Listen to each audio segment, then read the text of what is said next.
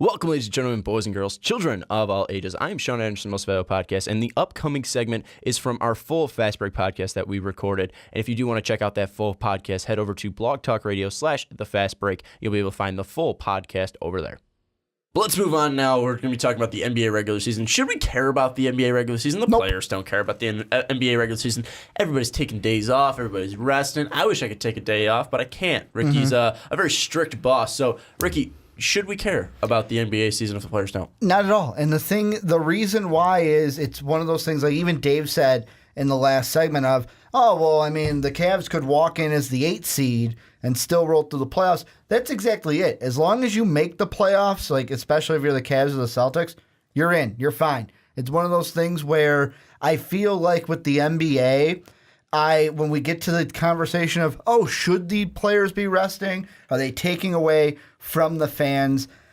I kind of want to side with the players and say, hey, you know what? I mean, back in the day, did we ever see Jordan say, I'm going to take this game off? No, but at the same time, there's a lot of more analytics going on. Players are looking at it to try to, like Pop made the point, do you want them to play right now? Or do you want them to play for the next 3 years kind of a thing? And I think that kind of plays into it a little bit.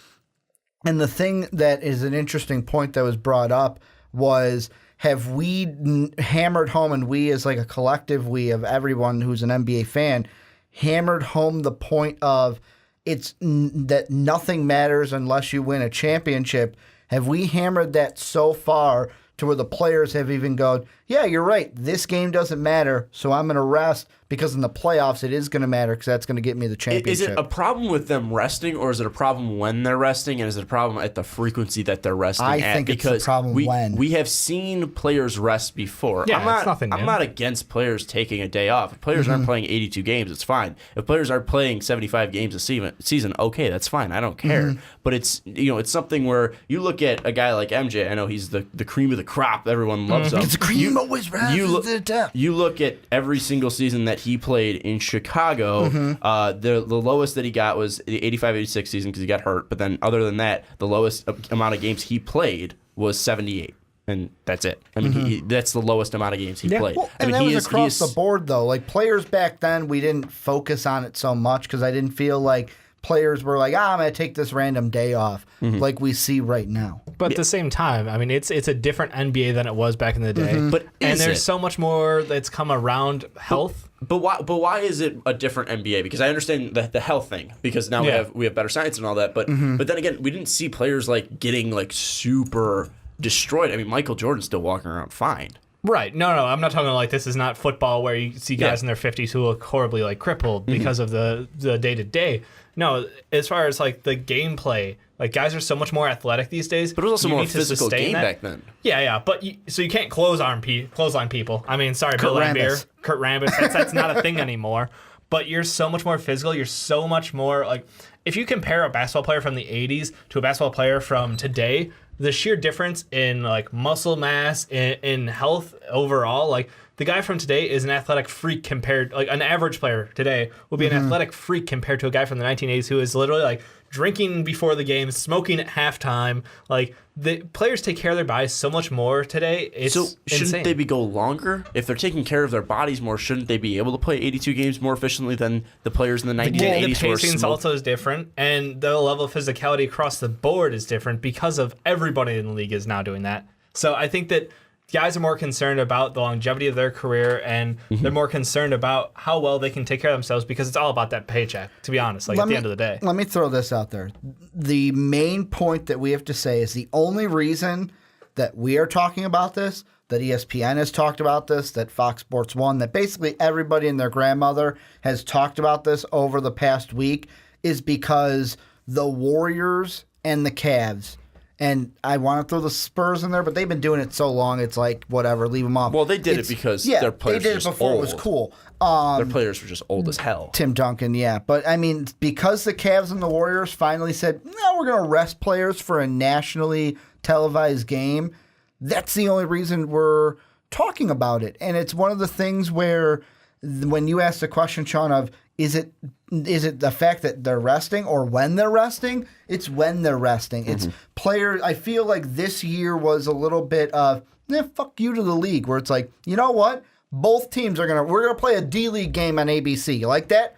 You like that? We're going to play a D-League game between the Clippers and the Warriors. Well, maybe the one thing that, Dave, I know you mentioned, and we should probably get into that discussion because I agree with you. One thing that has been huge is, and obviously you brought up the national televised games and how close they're going back-to-back. We talked about that in the Celtics and Cavs thing, too, how there's so many back-to-backs that even in the next 10 games for them. And Dave mentioned this off camera. I'll throw it out here now. The travel is it, especially for like the Warriors who are flying all the way across the country and back because everyone wants to see the Warriors. Yeah, they're playing an ABC game on Boston. Yeah, they go fly back and play so many more miles than everybody else in the league. But honestly, I think it's almost a little bit too big of a deal. Like LeBron DNP'd 6 games this year.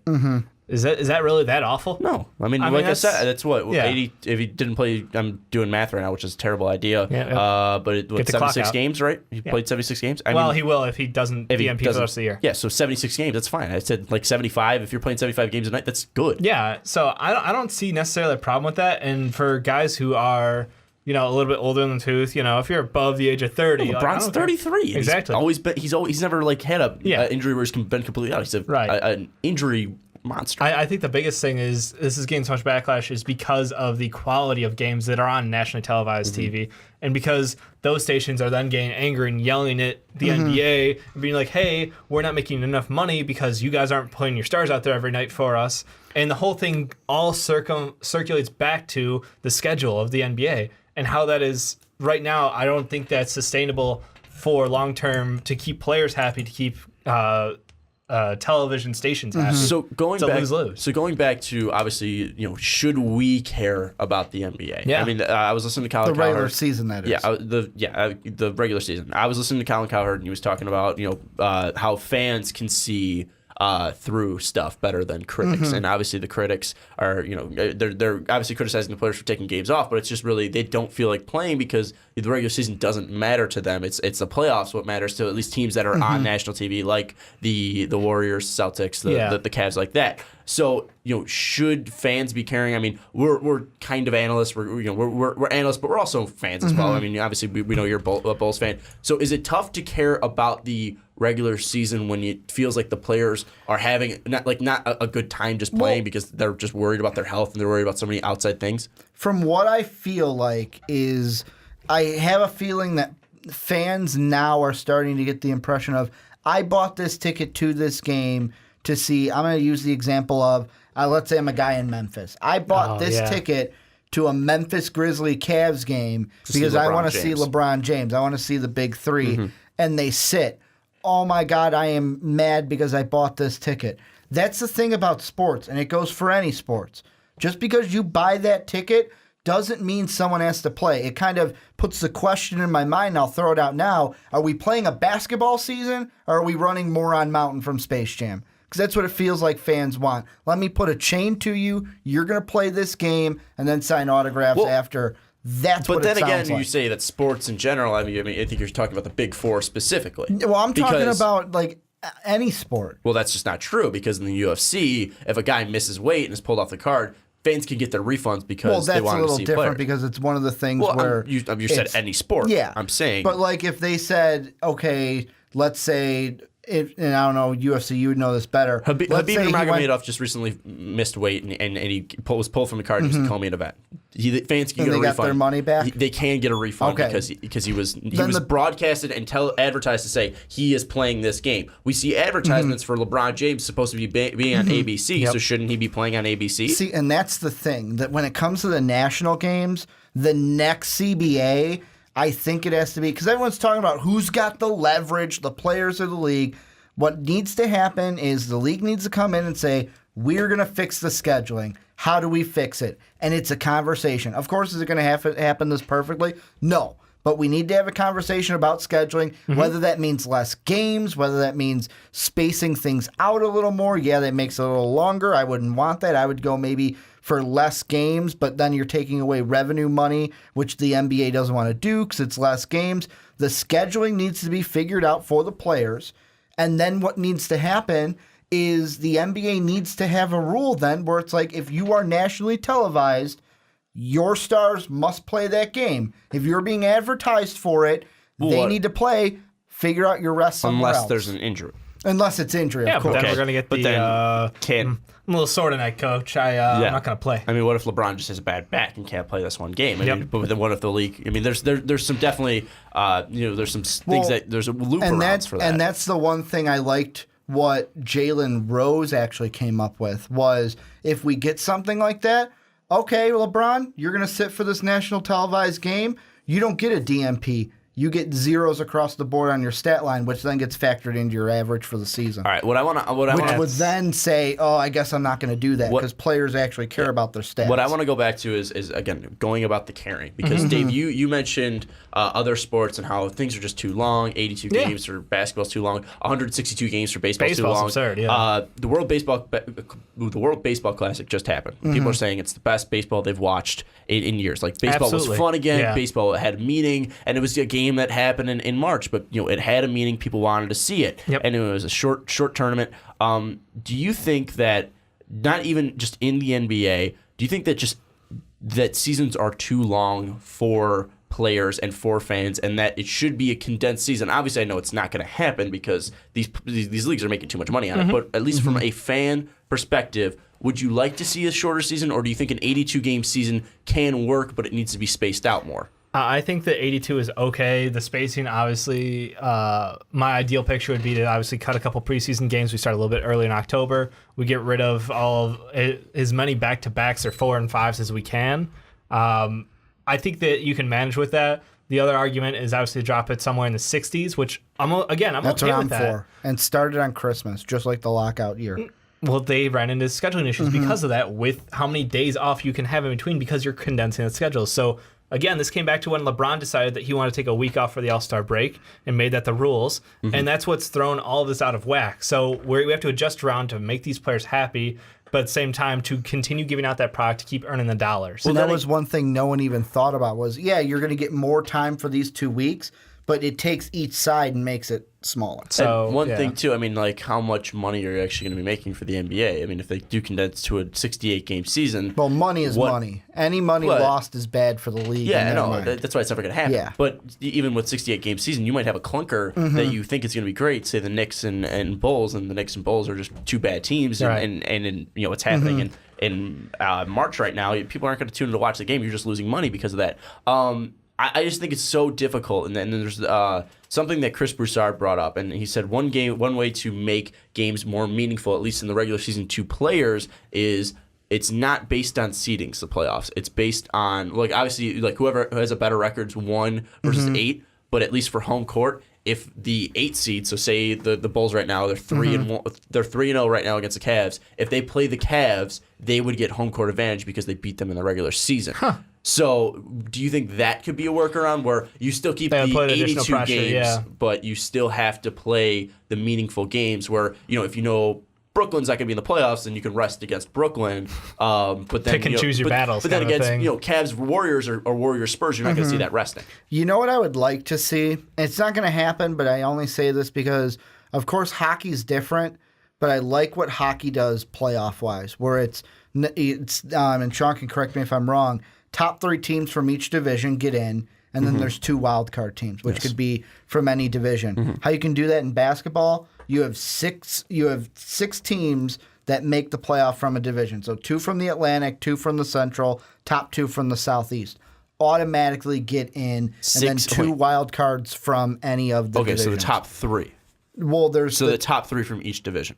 That's the thing. It could be a team it could be 1 team from the Central and 1 team from the Atlantic, or if it's competitive, it could be the Sixers he wants and it to remain as 8 teams total. Yeah, it's going to be an 8-team 2-2-2 playoff, and then a 2 wild. But it's 2-2-2 and then 2 wild cards. Let's just the Eastern Conference. So Boston, Toronto, Cavs, Bucks, and Washington, Atlanta. And then it would be the Raptors and the Raptors Pacers. are already in, you said. Or it would be the Pacers and the Heat. Okay. So that's the way. Which way? But how does that solve making games more meaningful? With me, it's one of the things where, in this case, like looking at this case, not a ton, But it's one of those things where maybe that's a workaround. You look into it, because that was the one big thing that I know for me I hated, when they're like, we're going to go away from divisions. It's like, why have divisions then? Maybe then we have to say, hey, for the scheduling, we're going back to divisions, and we're going to make these the kind of central rebuild points. rivalries kind of a thing. That could work, but I'm talking more for travel too.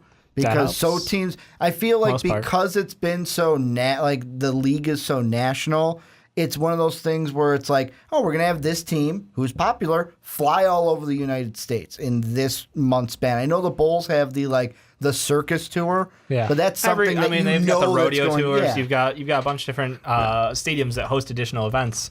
Honestly, I was thinking you were going with the playoff reseeding every time from hockey. Could work. Because that's interesting too. That could work too. But honestly, I think when it comes down to it, to put it simply, is the regular season is there to filter out bad teams, so you can have a bracketed tournament to decide who's the best in the league. And whether it's 82, whether it's 162, that's or 16, that's on you to decide what's best for your sport. But to be honest, I don't think necessarily that by having a season so much longer is really helping filter it down. It's awesome when baseball, 162 games done, and you still get a tie, and you got that play-in game. The atmosphere's awesome for that. Sometimes you get two. You get the play-in game to the one game to the wild card. Yeah, didn't we have this that past year? We did, and that adds a different level. Because we had the Cardinals, Mets, and somebody else was tied for it. But that adds something else. But it's just like trying to put a focus in a real thing. It depends on who you're trying to appease. If you're trying to make money for the league, you want a longer season. If you're trying to keep the fans interested and engaged all the time, shorter season. But if you're trying to make players happy, it's again, you have to balance this out, and it's a balancing act. It's not an easy solution. And one thing I want to bring up is Colin Cowherd mentioned in his talk that he had about this, and he said that college games have been more watched than NBA games this year. It's just been because obviously the resting players and stuff like that. That college players are not taking these games off. They're playing a shorter season. Would you say that a 35, 36 game schedule would make sense for the NBA, or is there too much at least for you, would there be too much basketball lost for you? And then you're making it a collegiate game and not a professional game. Do you think because the pros are getting paid more money that they should be having a longer season?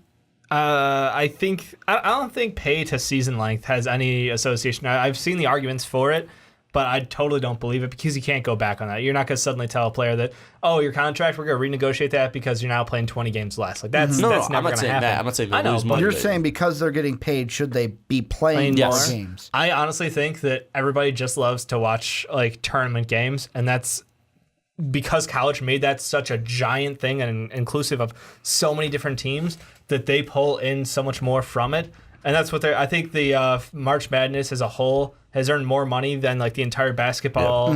It's crazy. Well, so my solution is, fuck it. Let's just take it back a notch and make the playoffs a bigger bracket. So put them all 30 teams in. First round is a best of 3. Second round, and we just expand out that way. I would say first round's just a fucking one game. You might. Just a one game. You could do a one game, then a best of 3, then a best of 5. Could you imagine Brooklyn beating the Cavs? How crazy! I think that would be awesome because we're gonna get some shitty games out there, but you're also gonna get upsets. Well, and everybody loves upsets. Well, hold on, math wouldn't work. So then Brooklyn, you need teams with byes. Yes, but regardless. I think that turning the playoffs into a larger tournament could be interesting, could provide us with more parity, could provide us with that kind of wild card factor that makes college so fun. I don't know if you guys remember my shower thought that I had about the NCAA tournament, but they should get rid of regular season games, pretty much what I said, make it a 256-team tournament, and just go balls to the wall. Yeah, we're just going to keep that one down pat. The one thing I'm thinking in my head it's a great idea. is, Sean, I want to ask this question to you. Yeah. Because out of all three of us, I know Dave's the biggest hockey fan here, but you're the next biggest hockey fan. Yep. Then that's sarcasm. Sean is the biggest hockey fan out of all of us. The one thing... You didn't see Dave's NHL playoff previews last year? No, I didn't. They're hot. Hot takes. The one thing that they asked, because they had Barry Melrose on, and they kind of threw the question at him just to start before the hockey talk, and he mentioned, going back, this is the players resting and stuff. He said you don't really see that in the NHL, that it's a different kind of... attitude in the NHL, and I listened to that and listened to him talk, and I go, why don't we have that attitude in the NBA? Because to me, the perfect season for me is football. I agree with that. But you can't do that with basketball because there's too many teams. Well, I just mean because of the parity. Like, look at the Falcons. Yeah, they were I crap agree. 2 years ago, and then Super Bowl this year. 16 games make all 16 games important compared to 82 games where you can lose a couple games. Kind and of like take college games football, off. even more magnified Yeah, because exactly. you have lose a, one and But you're that, done. but You have I a think committee, that plays more to football, where you can't play I agree. 82 games of football, people would be dead. you can play 82 games of basketball, and they've been doing it for years. With hockey, though, it's just a different culture. The whole point, I mean, you see guys take slap shots to the leg, and it snaps their legs, and they finish their shift, and they're on the floor with a minute for a broken leg trying to finish the play out and make sure a goal isn't scored. Where in the NBA, are you telling me Paul Pierce on the wheelchair? Hey, I'm not saying some guys, but most guys, if they're going to cramp, they're going to make sure that they can play like longer out on the season. And I know that hockey mention is Gregory Campbell, and that was a playoff game for the NHL, but it's just a different mindset. It's a different mindset and culture between the two sports, and I think the culture for the NBA doesn't have to change to be like hockey and mock the culture of the NHL, because obviously it would never be able to, even if it wanted to. But also basketball, I mean, it's a more popular sport. I mean, it's not a the sport culture of individual stars too. Yeah, it's not the culture that's affecting the NBA. It's not the lack of toughness or playing 82 games and staying out on shifts with a broken leg and taking a skate to the throat and finishing and playing 2 weeks later like Clint Malarchuk. Like you have players just in the NBA where it's a quicker pace sport. It's a more accessible sport for people compared to hockey, where it's a lot of money to get into hockey, especially if you're a goalie. Yeah, with basketball, it's easy. Basketball, you just need a ball and a basket. Even that, I mean, you just trash bag. Yeah, I mean, you can. So I'm saying anything. an actual basket. Yeah, it's something that's more accessible. So I don't think the culture for the NBA needs to change. I think it's the length of play and the season that needs to change, because I'll be completely honest with you, I've been watching more college basketball than I'm watching NBA, so I should probably be on the Primetime Podcast. Well, it's one of those things. It's just something. It's tough to do this. It's tough to watch these games when you're going to see stuff repeated over and over again, and one like it's you see the stuff that, at least for this year, and I'll let them in a little bit more. Like, we've seen our stuff go down a little bit when it comes to the NBA, but when we're talking about the draft, that stuff's doing better than ever, because people are more interested in college basketball about what's coming in, because there's so much what's it called? There's so much intensity in those college games. These kids are putting it all on the line, where I think people think that NBA players are kind of faking it every night. I'm also going to put a second factor into that, and maybe this is a little bit of why the draft does so well compared to everything else. There's only two teams that can win the championship. Every other team then is looking to the draft. Every other fan base is looking to the draft. To counter that, the Boston Celtics, you said that they're going to be able to overcome that. That's why I'm making those predictions, because I want parity in this league. I think that we will. I think that we're on a road to parity, because we mentioned this earlier. I want it's kind of taking a full circle where teams are building their big three through the draft and not through free agency. They'll be able to maintain those big threes. Yep.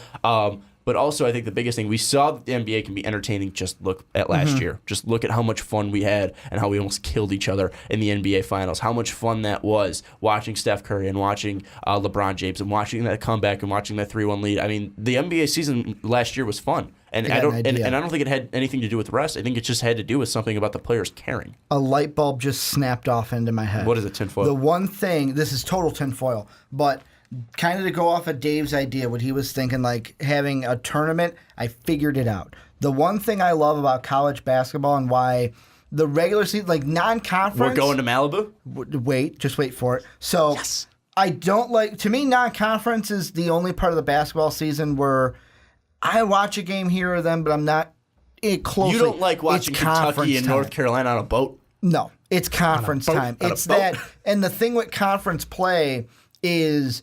No matter where you are seated, like in the Big Ten, I'm going to use them for example. It doesn't matter what place you finish in, everyone gets a nod to the Big Ten tournament, gets a chance to win that tournament for an automatic bid. Here's what you do if you're the NBA. You make divisions more important. You make the regular season less.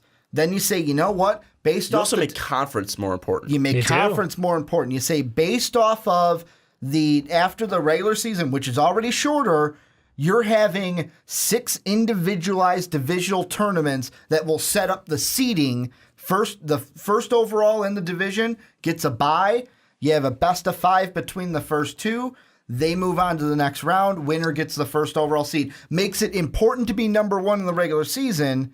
You get a little tournament to set up seeding, and then boom, you have your playoffs how it is right now. Tinfoil, I think you can simplify it. I think you were going on the way with divisions. I mean, you're copying college basketball, but go for it. I think you can go with conference, and I think you can go with division. I think that's good enough because look back at baseball. When did you guys love baseball? Like old baseball? Steroids. Okay, not steroids, Dave. Sammy Sosa, Mark McGwire. What did you always love? You always loved the Cubs versus the Cardinals because you always knew you were going to get great games from them because they meant so much. Rivalries. But then also in those June, July, you'd get interleague. But now they've gotten rid of that, and now it's like, it starts sooner. It could start day 1. But yeah, that's the thing. Like, it's not a set. It's time. not a showcase of the season. I liked when there was interleague play in Major League Baseball. It was something to look forward to. Like when the Cubs and Sox actually played 2 full series. I think that you hit Christmas. Yeah. You hit Christmas all the way up to the All-Star break. That's when you do West versus East games, and before Christmas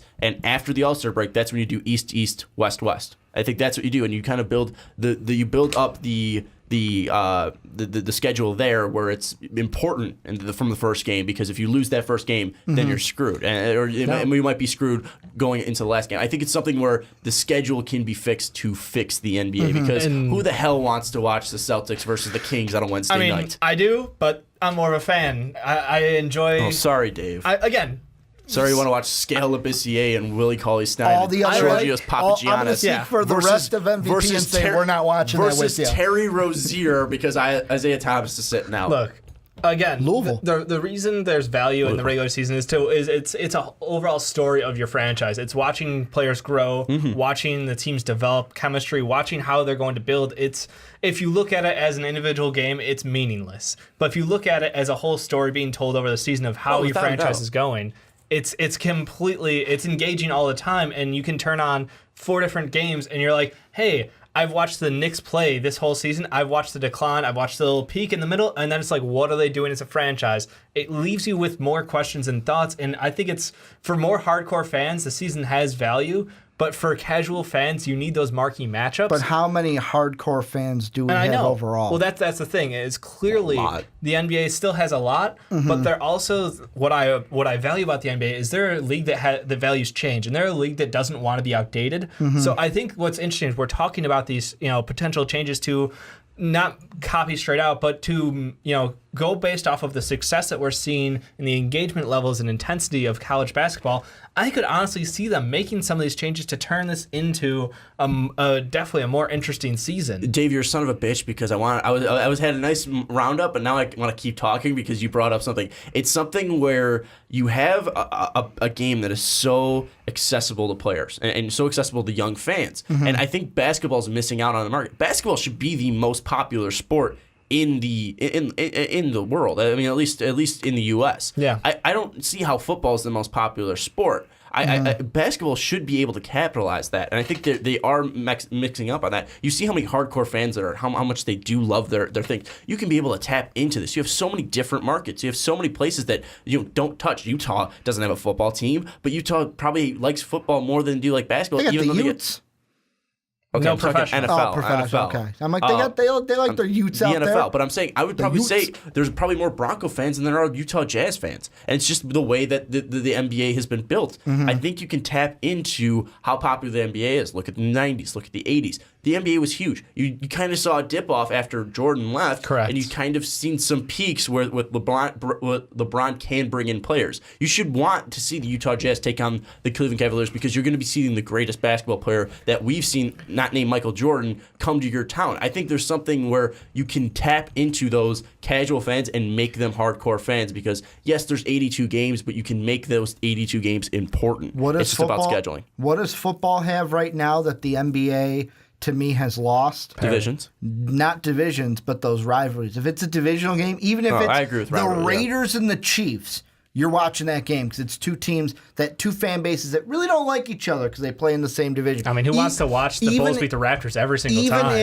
Even if it's well, except that one game. Yeah. But we got the final punch. But even if it's the Patriots and the Colts, Peyton Manning is long gone, but those two fan bases still hate each other for all the other, like, you still we hate watch each other because they Pats called game. us out for Deflategate, and I want to beat them 45-10 every time we see them. But no, even before that, like the games that they have had together in that, and like they're like that's the thing I think the NBA needs is it needs to tap back into those rivalries, those games. Like how many times watching teams like you say Cubs, I hate the Cardinals. And whenever we play the Cardinals, I want to beat the Cardinals. Why isn't the Lakers and Celtics more brought? Like, why isn't that should be a marquee matchup every single year? But it's not. And maybe that's because the Lakers have been down recently. But that should be a marquee matchup every single year. The other thing, that the NBA is doing to help that is you mentioned earlier. It's trying to keep these teams together longer. It's trying to keep the marquee players.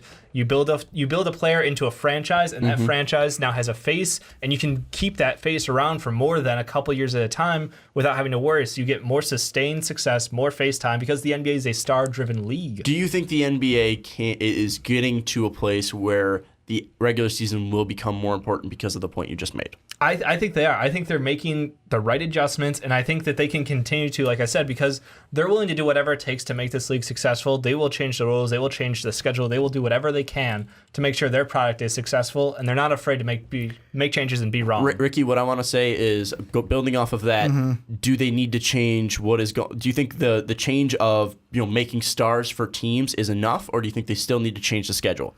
Because your biggest thing is parity. If they're able to create parity with what Dave just said, do you think that the schedule means that much as we were building up to start the season start this topic? I like less games because then what you're basically it's not going to happen though. I know it's not, but I'm saying in my perfect world, I like lesser games. I'm not saying like 30. I'm saying like shave about maybe 10 games at the least off of the schedule. Then what you're doing is if you still want that rest for the All-Star break, we have, a shorter thing, but, there's less games in there, so we can spread those games out more. I think the biggest thing with the NBA, on top of the making somebody like the face of a franchise, going back 2 divisions, building those interdivisional rivalries. Like, the one thing that you would never see right now, I mean, if you're talking old Pacer Knicks fans, hate each other for the matchups they have gone up against in the playoffs. If you ask a modern Pacer fan that grew up after that, probably doesn't hate the Knicks as much. Well, and also the Knicks and Bulls should be a bigger rivalry. It should. It should be, but there should be so many different rivalries. Even like us and the Cavs or us and the Pacers. I feel like the interdivisional rivalries haven't really come to the same fruition that you see in baseball, you see in hockey, you see in the NFL. It's the one thing that the NBA to me has lacked, and the reason why in college basketball I love conference season so much, those teams know each other. Those teams hate each other,